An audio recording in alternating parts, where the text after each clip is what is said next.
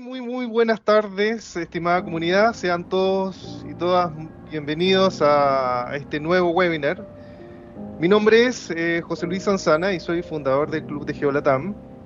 Y antes de iniciar, quiero agradecer a las empresas que nos están apoyando, en este caso SSI de software inteligente desde México, Movistar Chile, App Society, que también es de Chile, y Ave Diseño, que es de Chile. Bueno, si como empresa quieres apoyarnos, puedes enviarnos un email a chile@clubdegeo.com. Bueno, ahora entrando en tierra derecha, como de costumbre tenemos muy buenos temas y en esta oportunidad estaremos hablando sobre experiencias sobre la implementación de Data Mesh.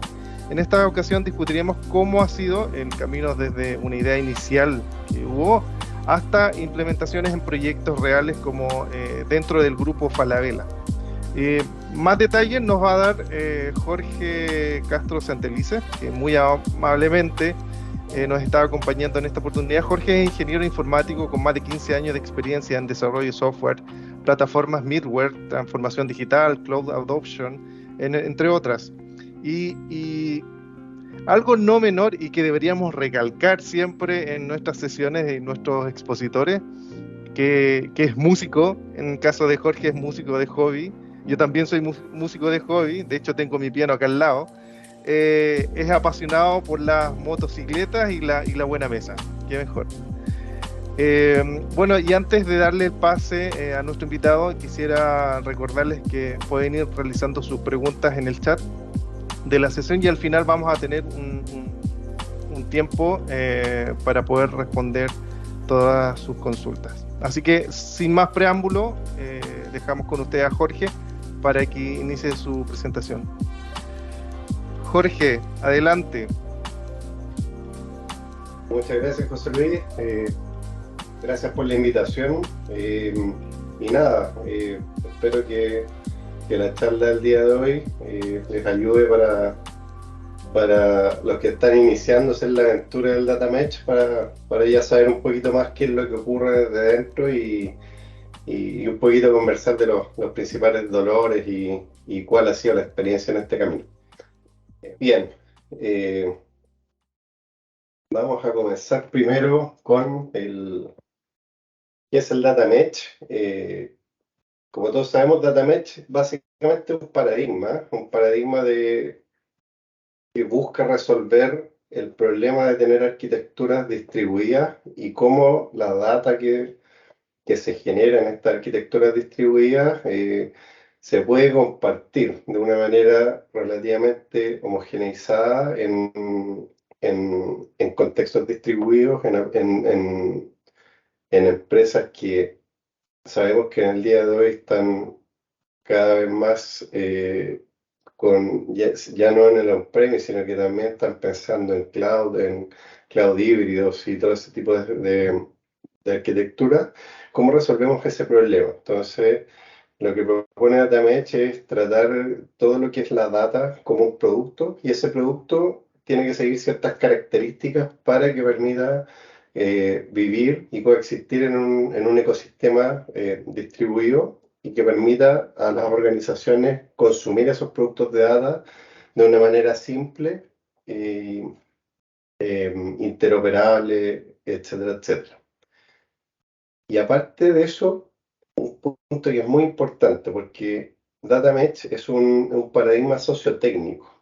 Quiere decir que yo puedo resolver por un lado la parte de arquitectura, la parte de distribuir la data, etcétera, etcétera, pero para que esto funcione yo tengo que cambiar también temas internos, temas principalmente a nivel de modelos operativos, de procesos y temas de transformación digital, ya que los equipos tienen que cambiar un poquito el mindset, porque antiguamente, ¿qué es lo que pasaba? Que la data se trataba como un asset que solo le importaba a los equipos de data. Y ahora lo que propone DataMesh es que no, que el equipo que genera el dato se tiene que preocupar también de exponer los productos de datos para que sean consumidos por el resto de la organización. Entonces, al ocurrir eso, ¿qué es lo que pasa? Que los equipos de ingeniería de software, los arquitectos, ya no solamente tienen que estar enfocados en el desarrollo del software, sino que también tienen que surgir roles internos en los equipos que desarrollan software para tener data engineers, tener data product owners que se encargan de, en base al producto que se está construyendo, ver cómo ese dato puede generar un producto que aporte valor al resto de la compañía. Entonces, por eso es tan importante ese último apartado, que no es solamente tecnología, sino que también son personas y son transformación en los procesos y el modelo operativo con el cual están funcionando actualmente los equipos. Entonces, para que esto realmente funcione y logre su objetivo, tienen que ocurrir estos cambios también.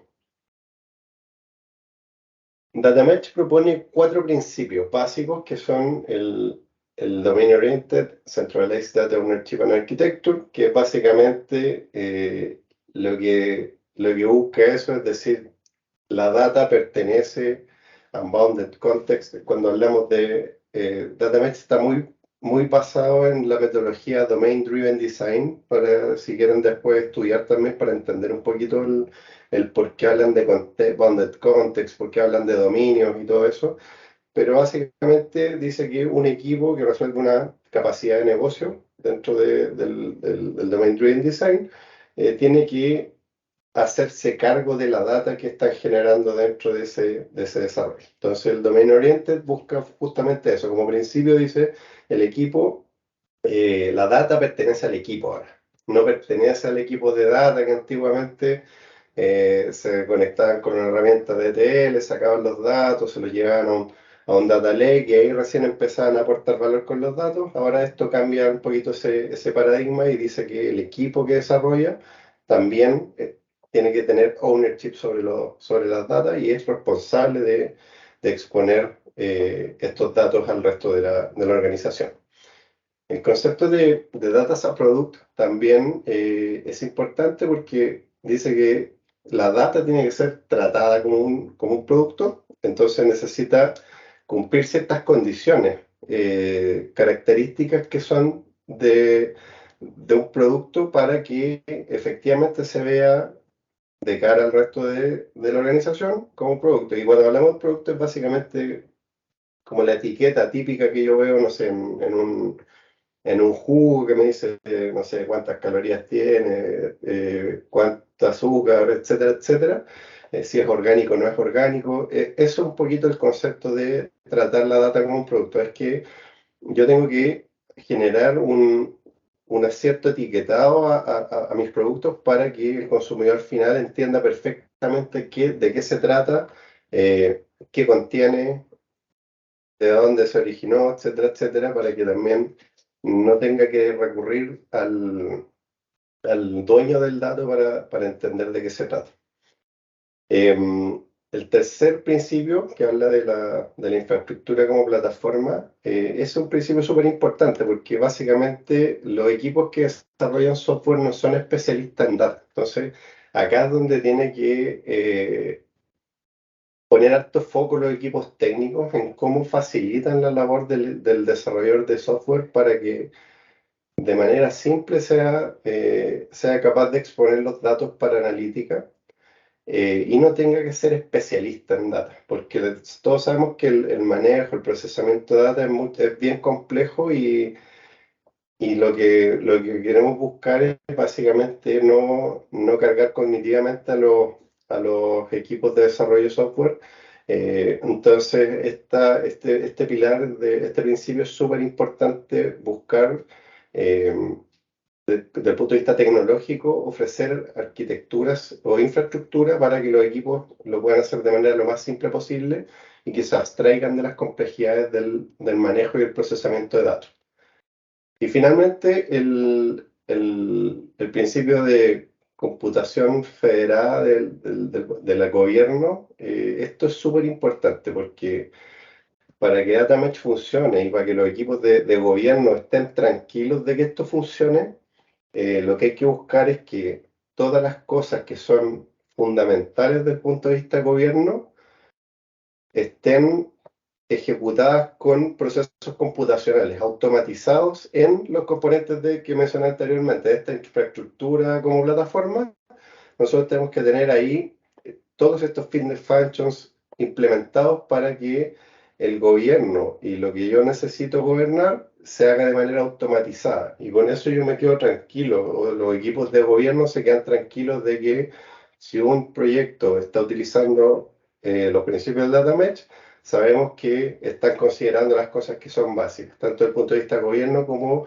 desde el punto de vista de la seguridad, porque sabemos que la seguridad en el día de hoy también es clave, sobre todo con las regulaciones que tenemos, GDPR, la LGPD en Brasil, ahora está llegando a Chile la regulación de datos personales, en Perú, en Colombia y en todo el mundo tenemos regulaciones respecto a los datos, y ahí también es súper importante que los temas de seguridad también estén basados en esta parte computacional de gobierno, ¿ya?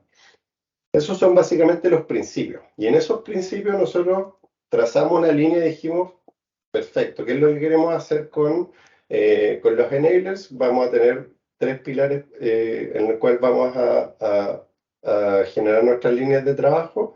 La primera que tenía que ver con gobierno y democratización, donde básicamente queremos tener una visión holística, porque tal como le estábamos hablando recién, les comenté de los equipos de software que ellos lo que les importa básicamente es desarrollar software. Y cuando un desarrollador de software, ¿dónde recurre principalmente cada vez que necesita hacer algo?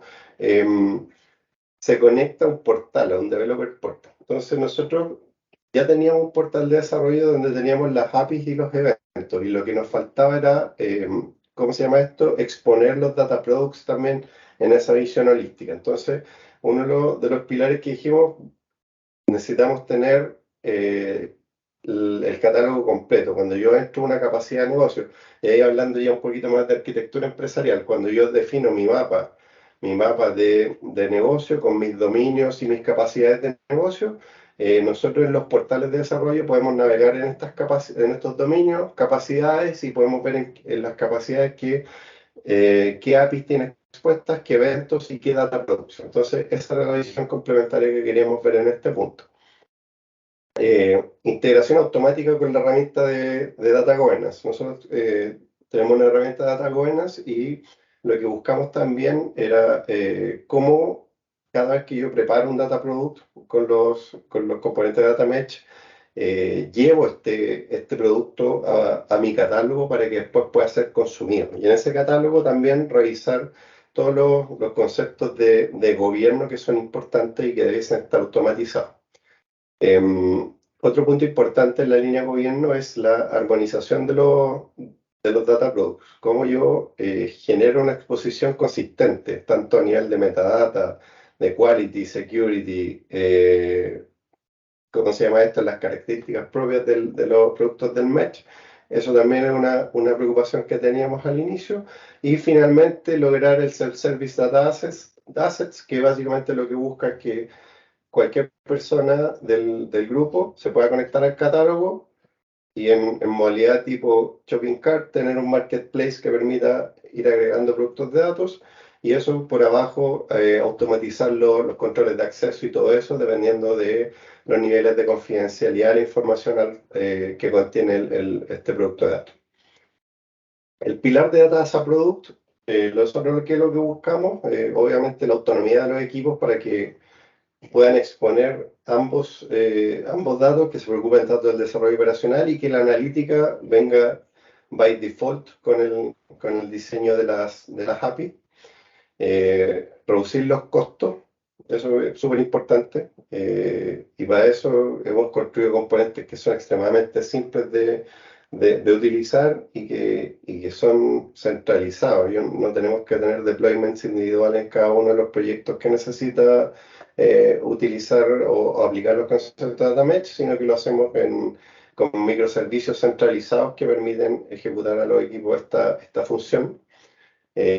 Asegurar básicamente las características que propone Data Mesh, que tiene que ser un producto de datos descubrible, addressable, seguro, confiable, self-described y interoperable. ¿Ya? Eso también lo estamos lo estamos revisando en los componentes que construimos y obviamente hacer una mejora en el ecosistema de datos, ya que al hacer todo esto by design, todo lo que se expone, todo lo que se crea, todo lo que se genera como producto va manteniendo una línea y es homogéneo para cualquier unidad de negocio dentro del grupo.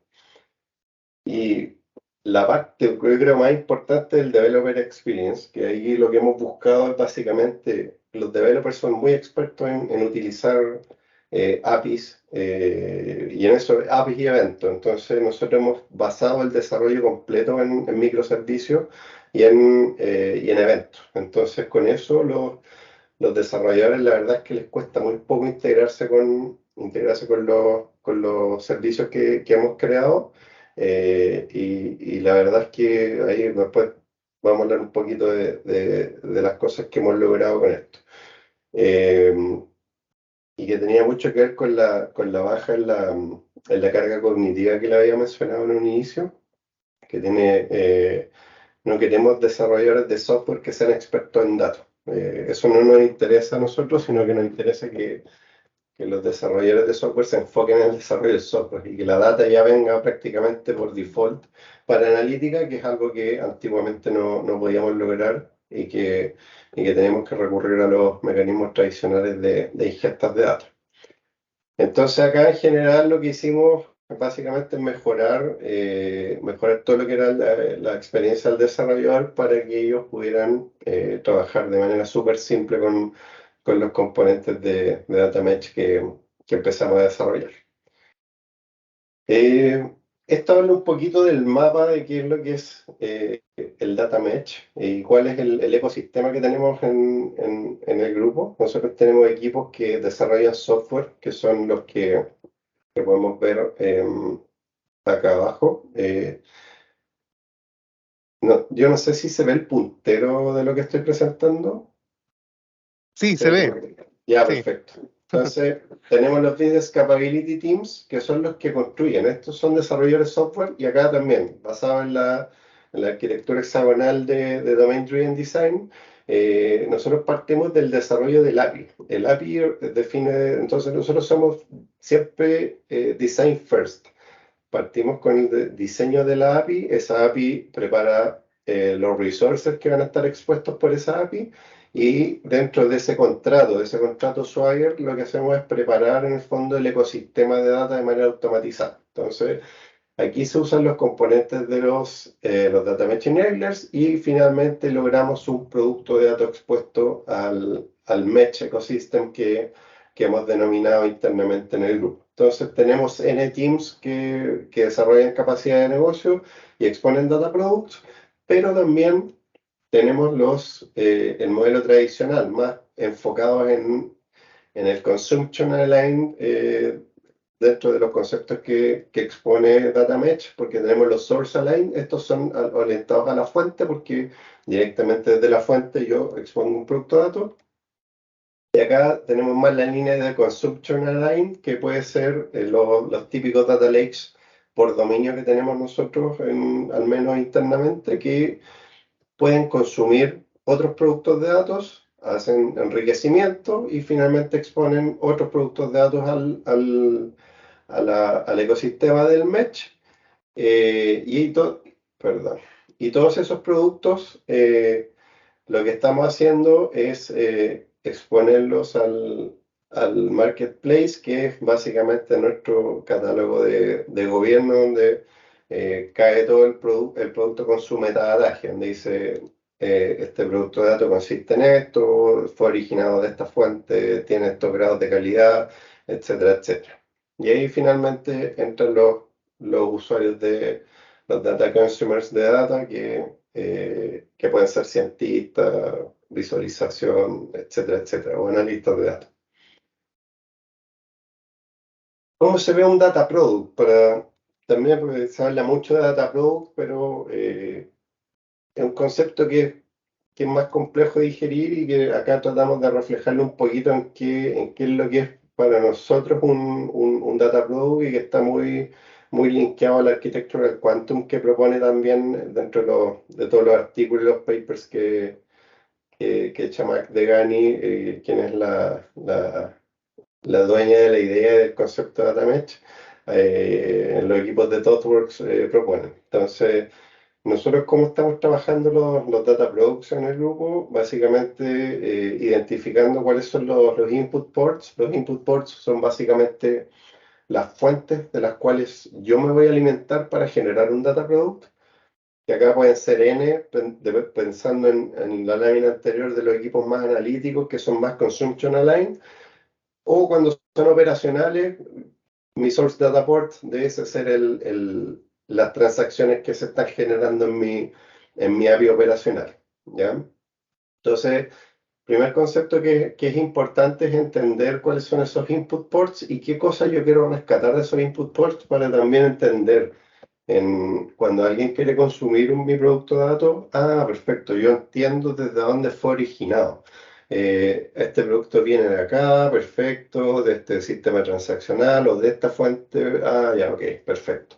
Y eso permite también al consumidor tener un entendimiento de cómo es originado ese producto.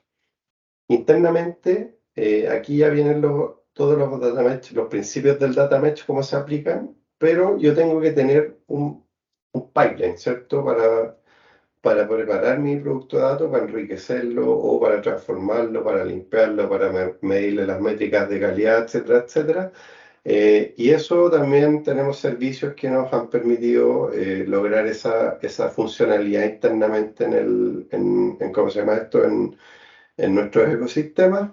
Eh, las puertas de control, que es básicamente donde yo estoy conectando todo mi quantum del data product a las plataformas de observabilidad que tenemos. Nosotros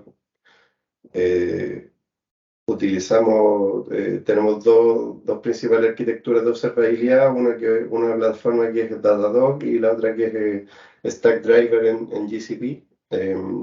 Y ahí es donde vamos gatillando todo lo que son las métricas y la auditabilidad también respecto a las datas que tienen que ser auditables, que también eso lo validamos con los equipos de seguridad. Y ahí vamos rescatando todo el mundo de control, o sea, las alertas, etcétera, etcétera, que necesitamos ir entendiendo en base a lo que está pasando dentro de nuestro quantum de arquitectura para generar nuestros productos de datos.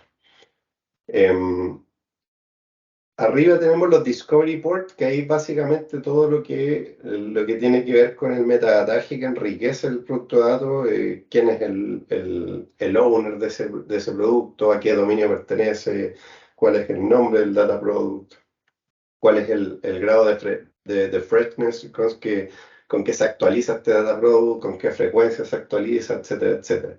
El esquema, los business terms, todo lo que tiene que ver con el metadataje que enriquece este data product, las quality rules que están aplicadas al producto, etcétera, etcétera. Todo eso lo vamos rescatando y eso también lo denominamos dentro del concepto de Discovery Port. Y finalmente el output port corresponde a cómo todo este producto que yo generé en el Quantum, cómo lo expongo. Actualmente nosotros lo estamos exponiendo de una manera porque siempre el output port y también un poquito hablando de los puertos políglotas que también son definiciones que vienen del data mesh cuando puedan leer los artículos. Un puerto políglota es que puede hablar varios idiomas y esos idiomas van a depender siempre del consumidor. Entonces si el consumidor dice necesito, no sé, un CSV, necesito un Avro, necesito que esté expuesto como un API, necesito que, no sé, esté en una tabla para ser consumida. Eso es un poquito el concepto de output port. Nosotros principalmente utilizamos BigQuery en GCP y ese es nuestro output port principal, pero esta arquitectura es súper flexible y permite que cuando yo necesite exponerlo de otra forma, también lo pueda hacer de manera relativamente simple. Entonces, finalmente todos estos conceptos y todas estas cosas agrupan lo que es un data product. Entonces, Como línea general y para que se lo lleven como concepto, el Data Product tiene que nacer de un quantum, de una arquitectura quantum que permite identificar todas las cosas y notificar todas las cosas que son importantes para que un producto sea, de manera simple, pueda ser expuesto a un marketplace o a un entorno, un ecosistema de data y que sus consumidores en el fondo puedan saber perfectamente de qué se trata este producto de datos, cómo fue generado, cuáles fueron sus orígenes, metadata tanto técnica como de negocio e incluso data operacional, metadata operacional que tiene que ver, por ejemplo, con las reglas de calidad que corrieron, cantidad de datos procesados en el último frame o Windows de tiempo, última fecha de actualización, etcétera, etcétera. Eso que me refiero a la metadata operacional.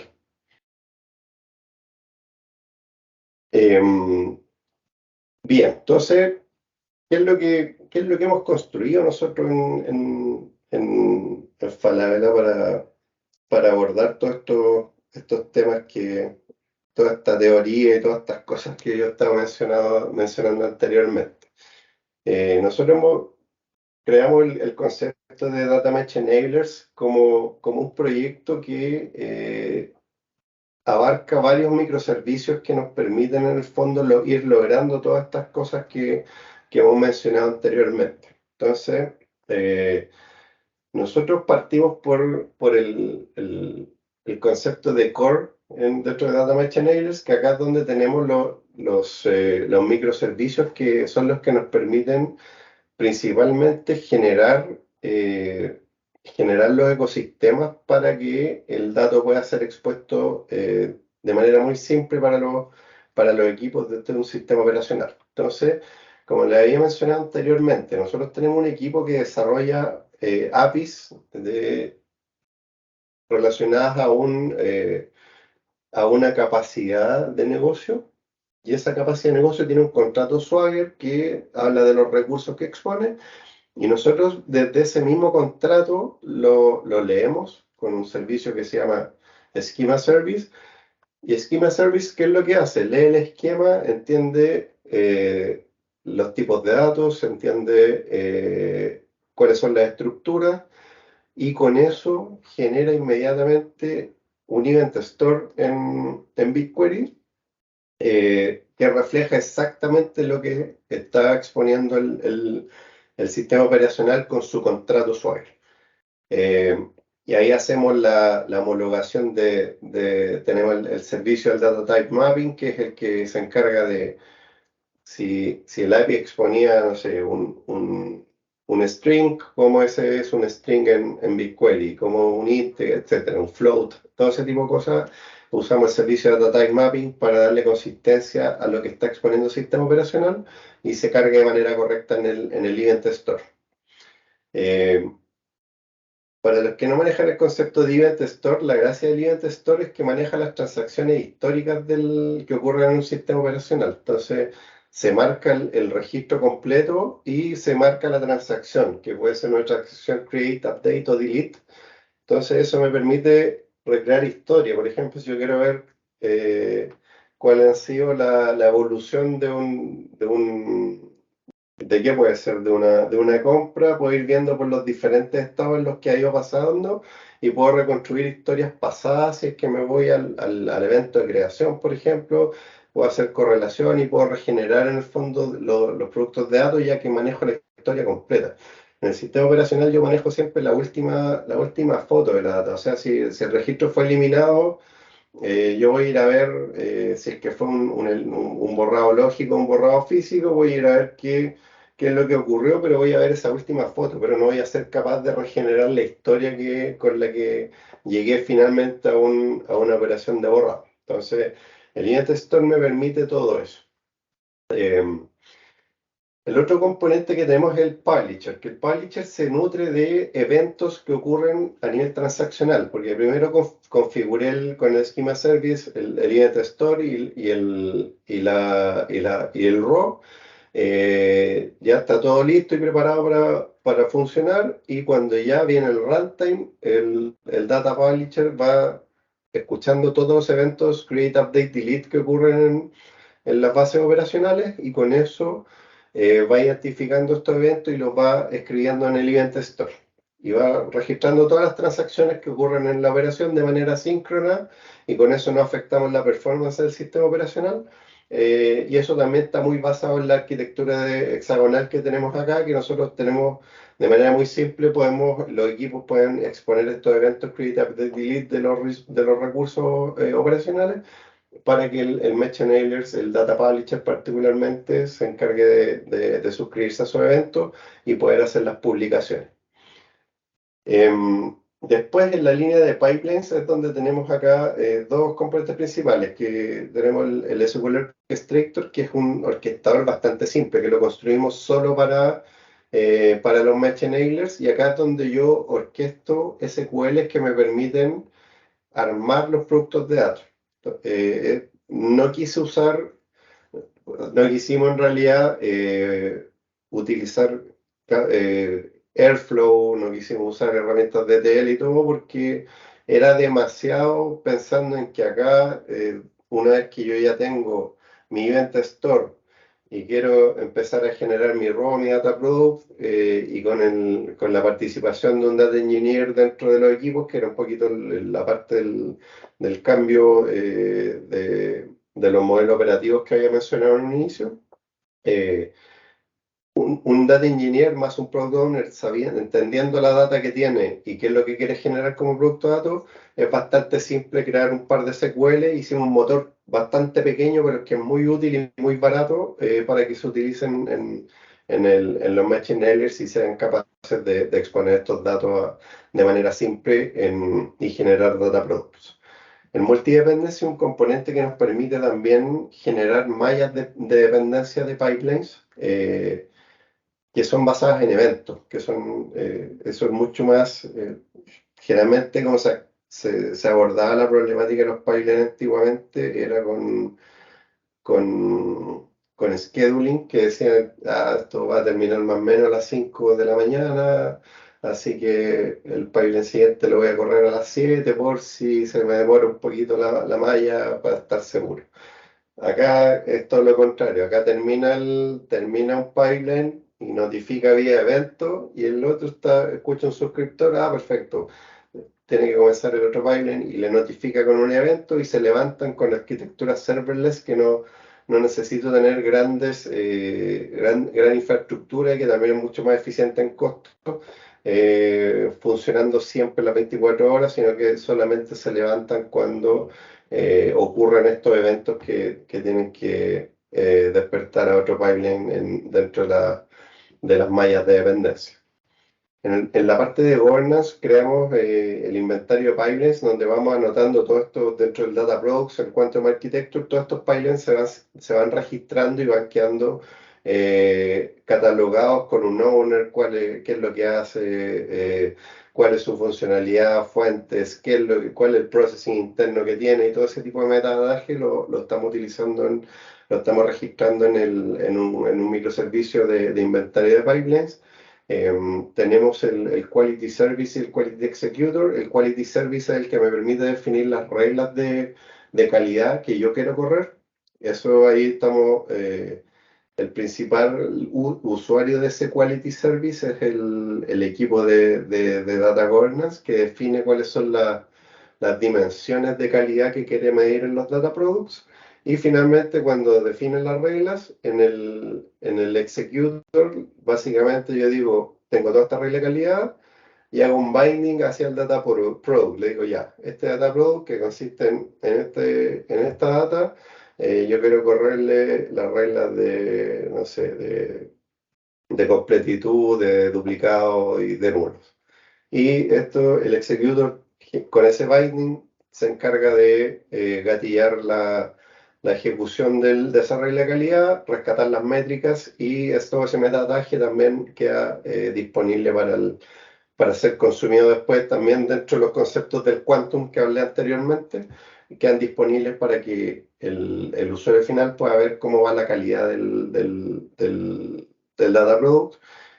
También tiene manejo de umbrales, alertas y notificaciones, entonces cuando hay problemas y no se cumple cientos de umbrales, también son notificados los owners del data product para que vean y determinen qué ha pasado con esto y si es necesario o no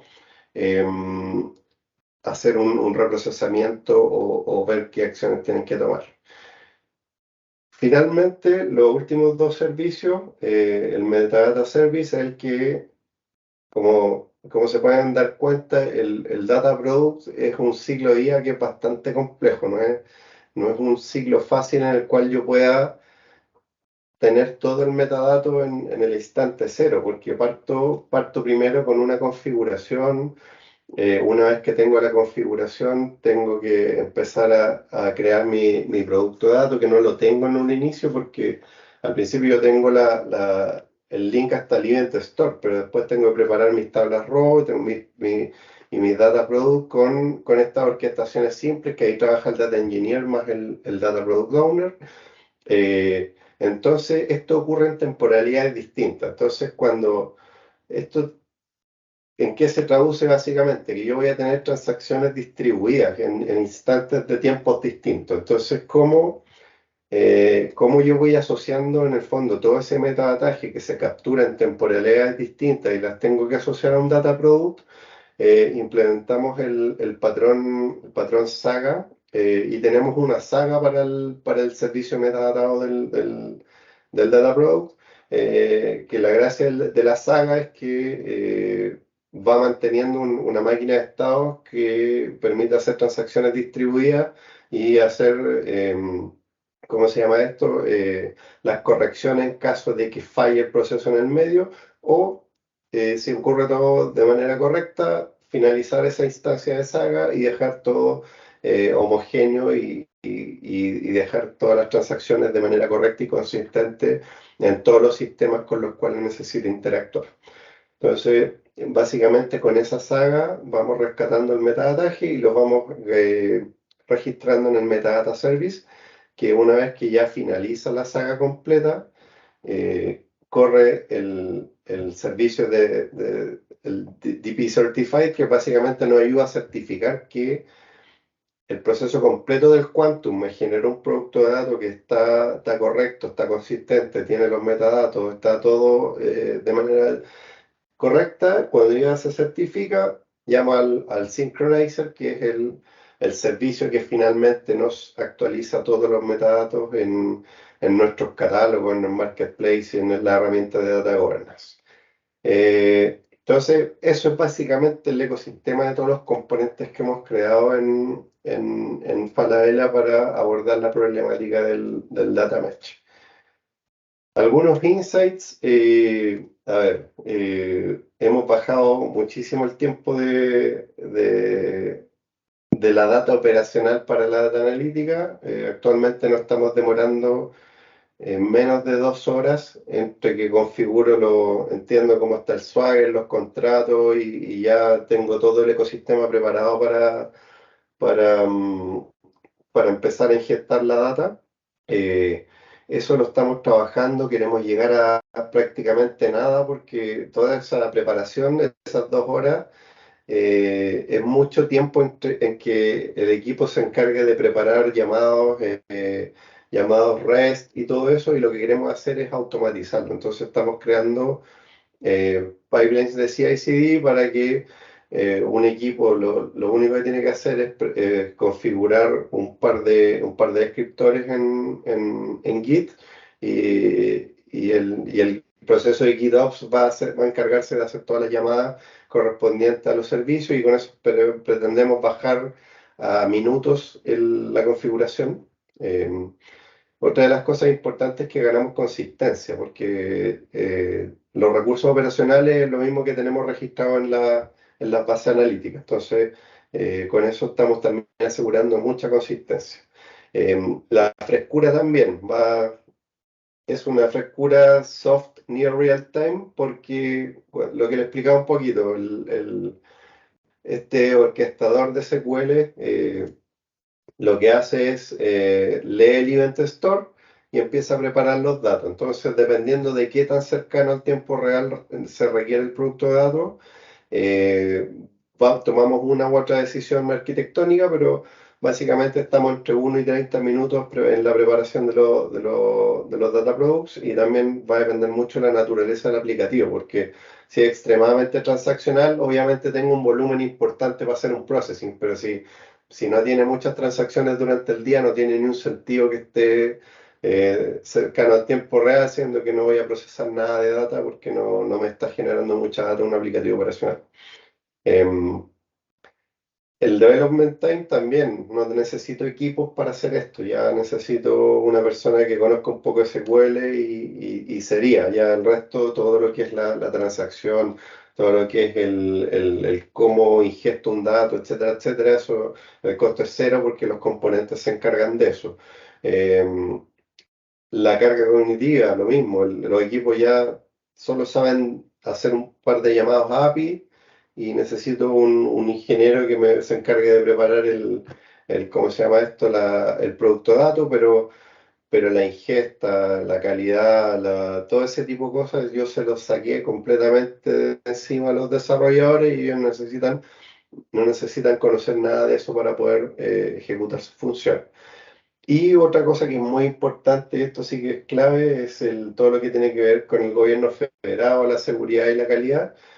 Todo eso tiene que tender a ser componentes o fitness functions que están implementadas en código interno en los componentes, para que los equipos no se tengan que encargar de eso, y para ustedes que son equipos de gobierno principalmente, asegurar de que el gobierno se está cumpliendo, al menos para tener un ecosistema saludable y bien gobernado. Eh, Eso desde el punto de vista de los insights que hemos obtenido con este ejercicio. Y finalmente, ¿en qué estamos actualmente? Estamos en la fase de scaling a nivel enterprise. Estamos piloteando tres use cases, y se nos vienen ya un montón más, porque esos tres pilotos que finalizamos nos sirvió para aprender a hacer todos estos insights, integrar con los equipos gobierno y seguridad. Logramos el nivel de madurez y con eso ahora ya estamos en condiciones de escalar. Así que eso es lo que se nos viene ahora.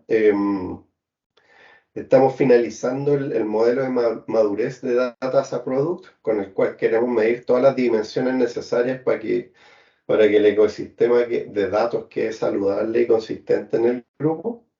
Y estamos trabajando con el CDO y con el CIO para sensibilizar a los equipos que esto va a implicar cambios en el modelo operativo, y que vamos a necesitar nuevos roles para que esto funcione, y eso es lo que estamos un poquito trabajando con los ejecutivos, con los altos ejecutivos tecnológicos del grupo.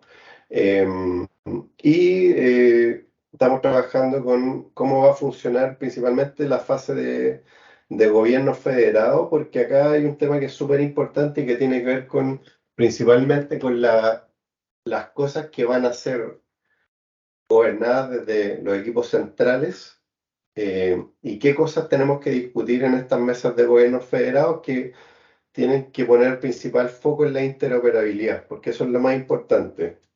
Cómo voy a tratar los campos de fecha, cómo voy a tratar los campos, no sé, DNI o roots, cómo voy a tratar los correos electrónicos, para que después, cuando se preparan, se exponen todos estos data products en un ecosistema, la interoperabilidad también está asegurada. Entonces, ese modelo lo estamos trabajando actualmente con el equipo de gobierno, y esa es la fase siguiente ya, que viene después de la fase computacional. Así que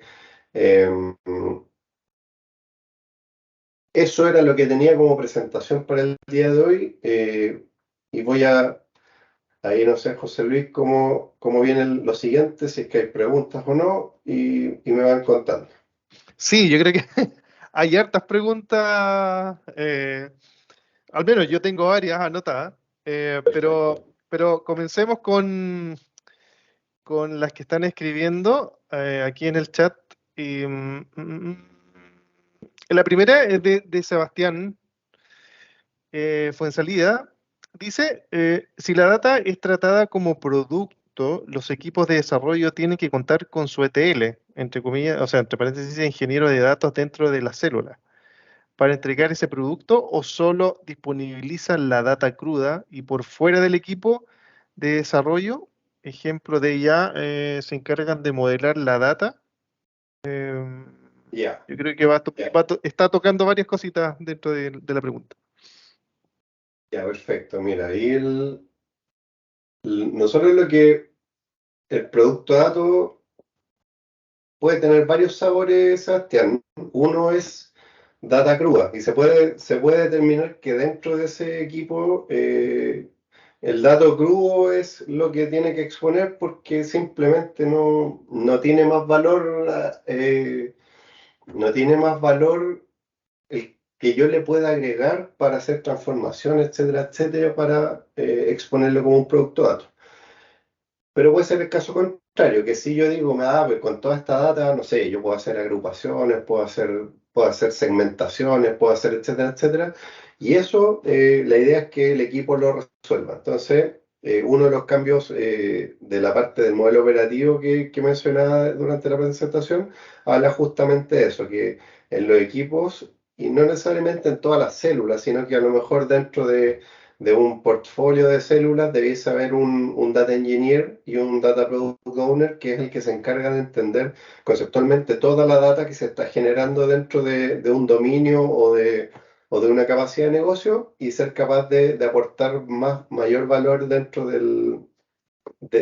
mayor valor que una data cruda y exponerla con un poquito más de tratamiento. Entonces se pueden dar los dos mecanismos.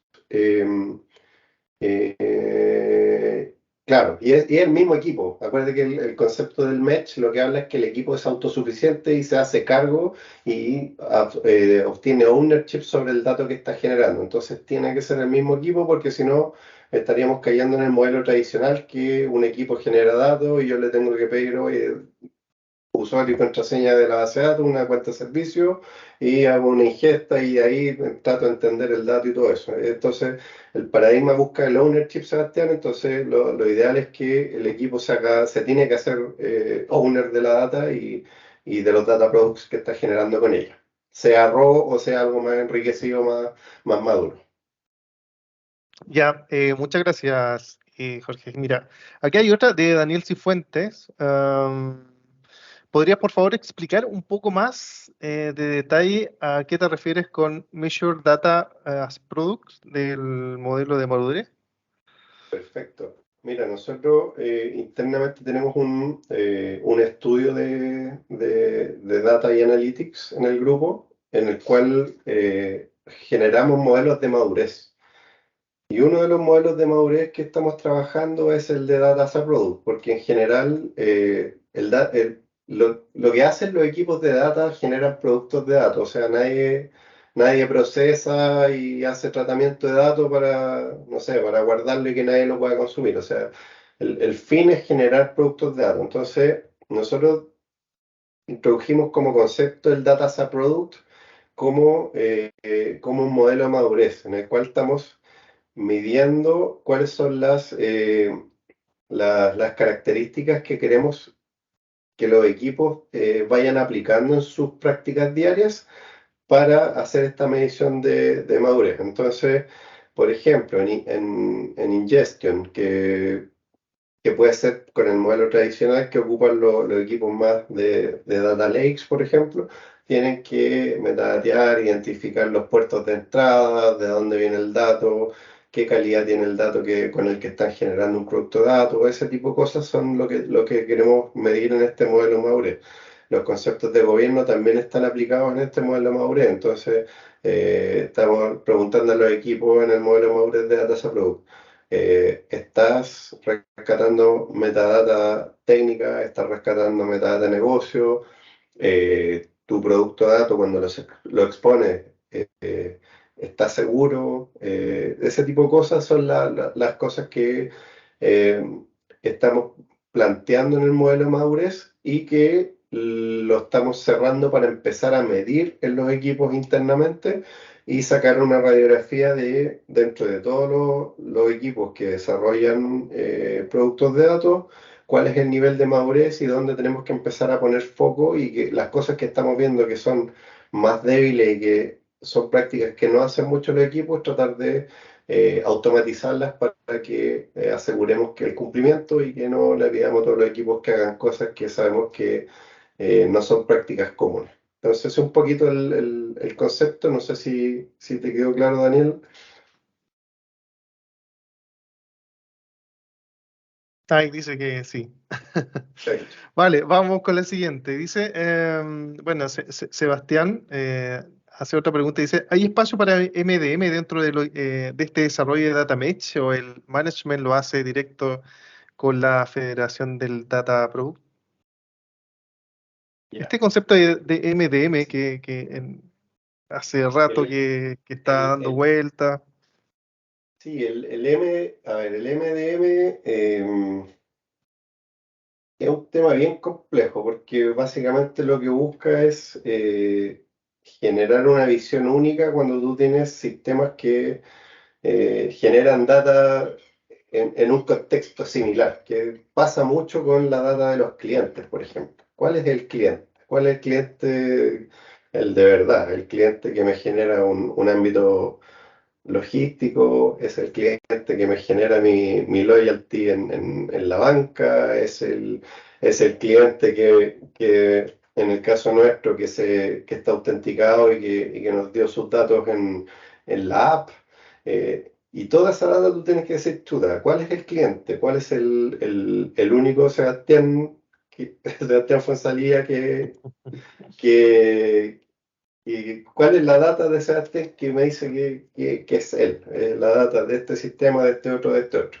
Entonces, ahí lo que pasa es entra el concepto del MDM. Entonces, yo te diría que para hacer ese tipo de problemáticas, probablemente el Mesh no es la mejor alternativa porque el Mesh no te entrega herramientas para resolver eso. Eso ahí lo más lógico es utilizar herramientas de MDM que te permitan en el fondo tener una única visión de la data cuando tienes sistemas heterogéneos que te están generando data relativamente parecida y que tú tienes que unificar y tener una única visión.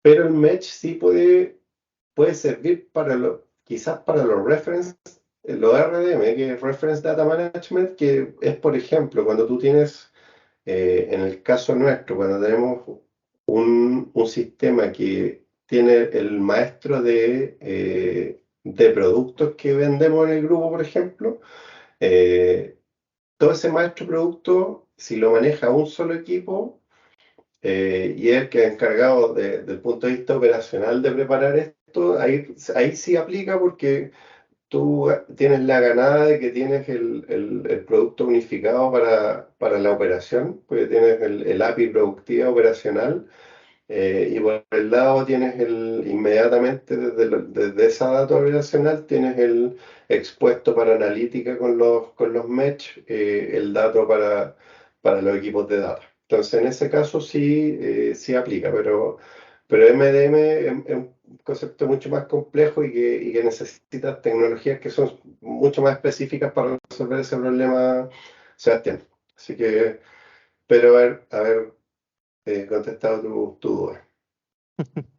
Súper. Mira, aquí hay otra pregunta de Allison. Dice, entendiendo que cuando el producto ya está publicado en el marketplace, es poco probable que dos equipos generen el mismo producto. Pero ¿cómo podemos evitar este comportamiento cuando los equipos están en etapa de discovery? ¿Hay algo así como un precatálogo donde se definan estos futuros productos? Sí, mira, súper buena pregunta. Mm, Cuando están en fase de... Y ahí, ¿por qué es tan importante el cambio organizacional? Porque, ¿qué es lo que plantea DataMesh? Es que para que esto funcione, los productos de datos, uno, no es cualquier cosa que yo quiera generar un dato y exponerlo, sino que el producto de datos tiene que tener una finalidad. El producto de datos tiene que estar muy mapeado a los objetivos del negocio, del grupo, de la compañía, de lo que sea. Entonces, esto viene, cómo funciona y cómo lo plantea es que top-down, pero da lo mismo. Ahí tienen que ver ustedes cómo definen los objetivos. Pero, por ejemplo, si un objetivo es, en el caso nuestro, queremos estar en menos de 24 horas con el producto en la puerta de nuestro cliente, eh, yo los productos de datos que debería generar debiesen buscar esa finalidad. Yo debiese tener ahí mi brainstorming de qué productos, qué datos, de dónde saco la data y qué cosas debería estar pensando para resolver ese objetivo de negocio particular. Y con eso trabajar en priorización, etcétera, etcétera. Entonces, cuando hay un objetivo de negocio muy claro, es poco probable que salgan a competir dos equipos distintos porque el objetivo de negocio se está resolviendo bajo el contexto ya sea un portafolio de proyectos o algo ahí que se define en las mesas de priorización qué productos se van a llevar a cabo en adelante. Entonces, eh, en fase inicial y eso, aquí estoy yendo como cuando recién se están pensando los productos de datos, ese puede ser un mecanismo para atajar lo que planteas, Alison. Eh, y el segundo ya es directamente que con el Domain Data Product Owner, que es el que se encarga de velar qué cosas ya existen, qué cosas no existen, tiene un catálogo y todo, pero claro, ahí habría que definir en el fondo en el caso nuestro nosotros tenemos mesas de GDI y GDD que son la gestión de iniciativas y ahí cuando se presentan las iniciativas también es otra fase donde se pueden detectar este tipo de cosas, Alison. Entonces sería bueno también entender cómo funcionan ustedes en su compañía y ahí ver en qué parte se podría revisar este tema y ver que no estemos duplicando esfuerzos en la misma concepción de Data Products. Sí, mira, respecto, tú comentabas que había un cambio como de paradigma en el caso de este concepto de socio técnico, ¿no es cierto? Comentabas hace un Sí. momento. Pero ¿cuáles fueron los hitos más relevantes para generar este cambio de paradigma?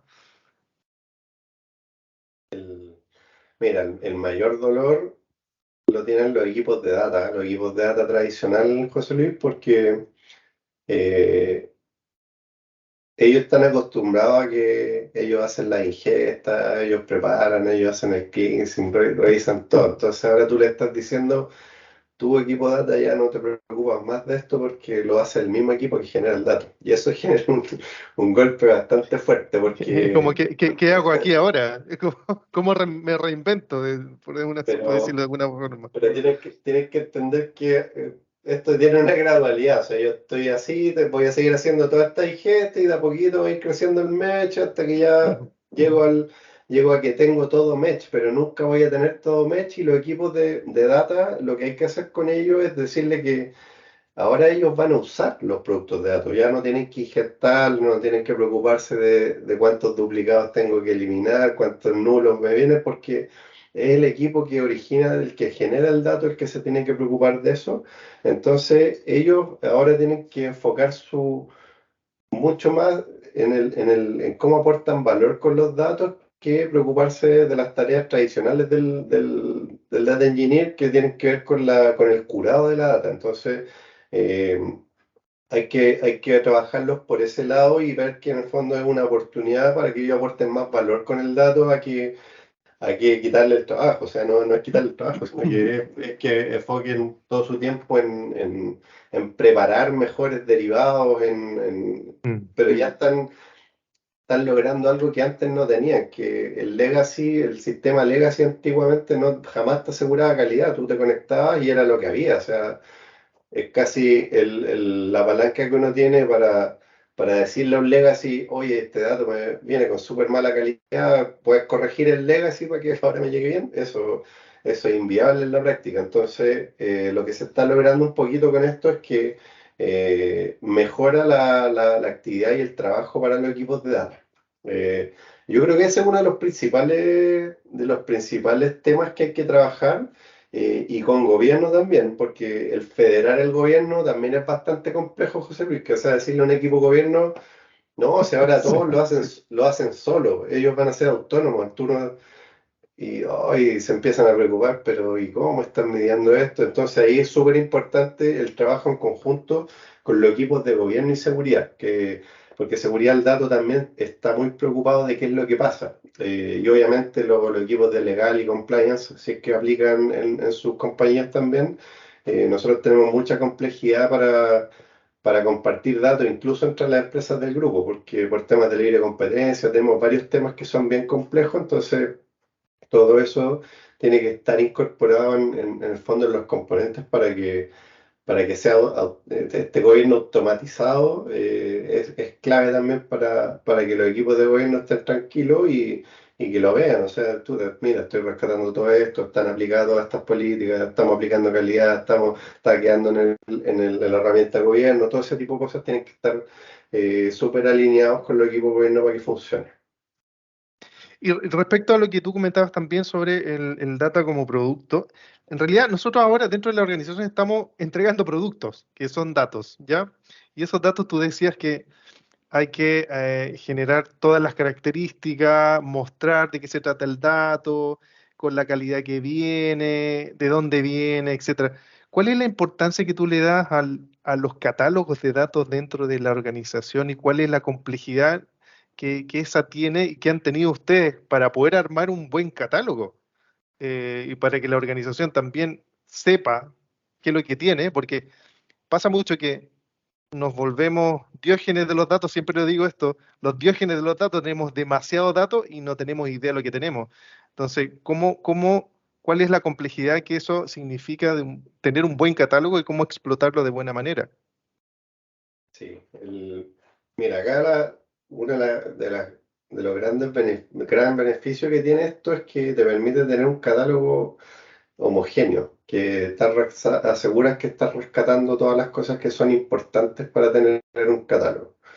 Y después ya viene la segunda fase, que efectivamente cómo, porque depende de un montón de cosas, depende de la herramienta, depende de muchas, cómo este catálogo finalmente es consumible por el usuario final, porque eh, cuando uno entra a las herramientas de gobierno, de catálogo, tú te entras y ve assets técnicos y ve un listado gigante de cosas que no sabe lo que son y que tiene que ir entrando uno a uno y, ya, esto de qué se trata.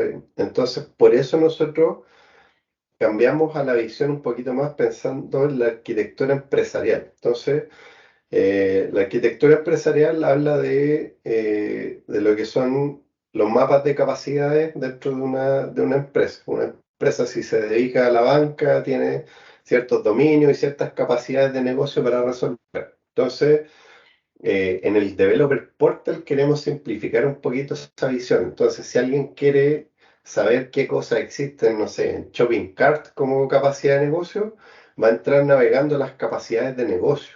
Y ahí va a ver la visión de los data products que están disponibles a nivel de Shopping Cart para ver si es que le sirven o no le sirven.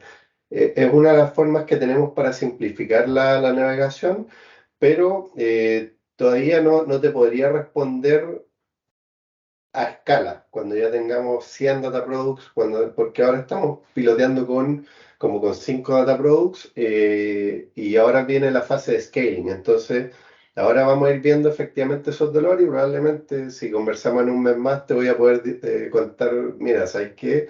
Esto funcionó, esto no funcionó, y hablar un poquito más ya con la vista más empírica de las cosas. Buenísimo. Oye, y aquí van dos preguntas en una, en honor al tiempo, y con esto ya finalizamos. ¿Hace cuánto tiempo ya están trabajando con esta modalidad del data mesh? ¿Cuándo lo pensaron y después lo maduraron y lo llevaron a la práctica? ¿Cuánto tiempo pasó? lo tenemos como concepto hace un par de años, pero conseguimos recursos en octubre del año pasado, comenzamos con el desarrollo.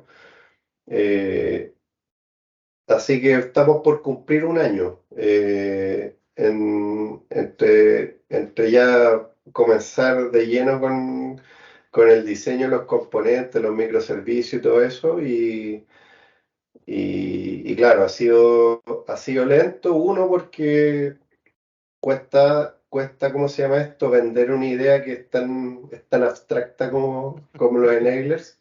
Mm. Eso ha hecho que hemos tenido que tener no el equipo que me gustaría, pues, sino habría sido mucho más rápido la generación de producto y todo, pero obviamente con un equipo más compacto el output que puedes tener es un poco más lento, pero llevamos casi un año en esto y ya estamos a punto de hacer el scaling. Entonces ha sido lento, pero hemos ido seguro e iterando con los equipos que son los key stakeholders para esto, así que eso nos ha permitido en el fondo hacerlo.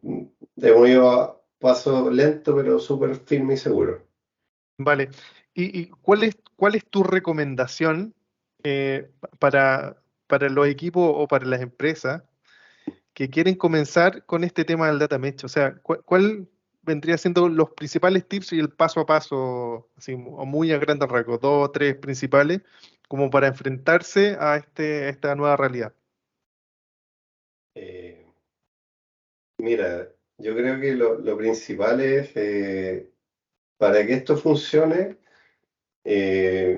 uno, hay que primero convencer a los líderes tecnológicos. Ese es el primer punto, porque si los líderes tecnológicos no están convencidos, va a costar muchísimo tratar de impulsar esto, ¿ya? Y el que estén convencidos también implica que entiendan en qué se transforma esto y cómo hay que conceptualizar el tema de los productos de datos en el futuro si es que este modelo se lleva a cabo. Que era un poquito lo que te decía yo, que el Data Product tiene que buscar un objetivo de negocio. Yo no saco nada con llenarme de Data Product de todos los sistemas operacionales de todos lados, porque la idea es que el producto de datos aporte valor. Tiene que priorizarse, tiene que medir su impacto, etcétera, etcétera. Funciona mucho en base a hipótesis el tema de los productos de datos, que ahí también aplica mucho la metodología Product Thinking. Entonces, todo ese prueba y error, aportó valor, no aportó valor, tiene que medirse rápido y descartarse inmediatamente si es que no funciona. Entonces, todo una vez que ya lo entienden los líderes tecnológicos, ahí empezar ya a plantearse si realmente ellos se convencen o no de que esto es una buena alternativa para la compañía. Y una vez que exista algún sponsor, tipo, o puede salir una línea de, ya, perfecto, con un equipo de innovación o algo, sí, hagamos unos pilotos y veamos cómo lo podemos resolver. Entender súper bien el contexto tecnológico de la compañía, en qué están, si es que son cloud, son on-premise, etcétera, etcétera. Y tratar de armar esto pensando siempre en los equipos. Eso es súper clave. Piensen en los equipos que lo van a usar finalmente. No le dejemos todo el trabajo a los equipos de desarrollo, abstráiganlos completamente. Usa este microservicio y es como una caja negra, tú no tienes que saber nada y acá está aplicado todos los conceptos que tú tienes y acá te va a quedar en el fondo tu producto de datos perfecto y funcional, pero abstraer a los equipos. Eso es súper importante, porque si no, no funciona. Si yo le digo a un equipo, no, tienes que saber de quality, tienes que saber crear una regla de quality, tienes que saber qué es lo que es una metadata técnica, tienes que saber qué es lo que es una metadata de negocio, qué es lo que es Wow. una metadata operacional. Tienes que Mm. saber construir pipelines, se te derrumban y jamás va a funcionar. Mm. Entonces, yo creo que esos son los dos conceptos claves para que esto funcione.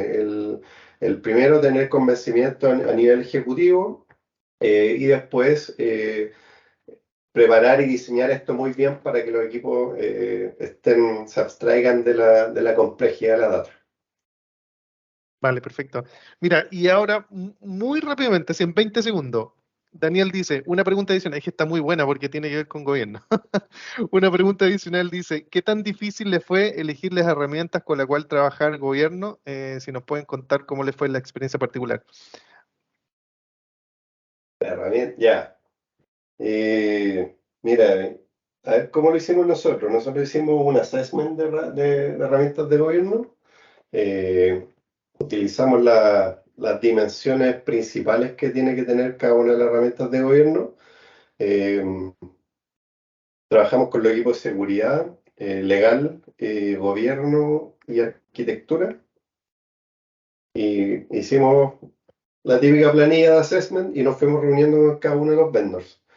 Eh, Pusimos rate cada uno de las dimensiones, eh, y con eso después, obviamente, quedan los, queda el champion a nivel de funcional, y después se contrarresta con la propuesta comercial y ahí se va pro y contra, y se decide por cuál es el que adjudica, eh, pero no, al final la complejidad la da cuántas herramientas quieres evaluar y qué es lo que realmente necesitas gobernar, porque muchas veces el tema del gobierno, tienen que ver hasta qué nivel de detalle quieren llegar, o sea, un gobierno más funcional, de repente no te conviene tener las herramientas más complejas o que abarcan la Mm. mayor cantidad de dimensiones, sino que tú tienes que tener un objetivo claro. Mira, a mí me interesa gobernar esto yo creo que son las funcionalidades principales y críticas que yo tengo que resolver como equipo de gobierno, y vas directamente con los vendors a evaluar esas dimensiones y después te quedas con el que cumpla de mejor manera y obviamente con la propuesta comercial más atractiva para tu compañía. Sí, eso es súper importante porque siempre nos vamos al cuadrante de Gartner y evaluamos las herramientas más caras Claro. y muchas veces también adoptamos un Ferrari, pero andamos con un Fiat 600 y perdemos un montón de la funcionalidad y del potencial que pueden tener las herramientas de gobierno. Bueno, Jorge, quiero darte las gracias, de verdad, muchas gracias, muy, muy interesante. Yo creo que este tema da para harto y para empezar a profundizar en otras cositas más que vimos ahí en las slides. Así que queremos agradecerte, que hayas estado con nosotros en esta sesión, y también a las personas que se pudieron conectar. Y está más decir que en los próximos días vamos a compartir esta sesión por nuestras redes sociales, así que ahí van a poder ver nuevamente si es que se les escaparan algunos conceptos, ahí los pueden repasar. Así que muchas gracias, Jorge, y muchas gracias a todos los que pudieron asistir. Ahí estamos en contacto. Un abrazo Gracias a grande, todos, gracias por la invitación, que estén muy bien. Chao, chao. que estén muy bien, cuídense, chao, chao.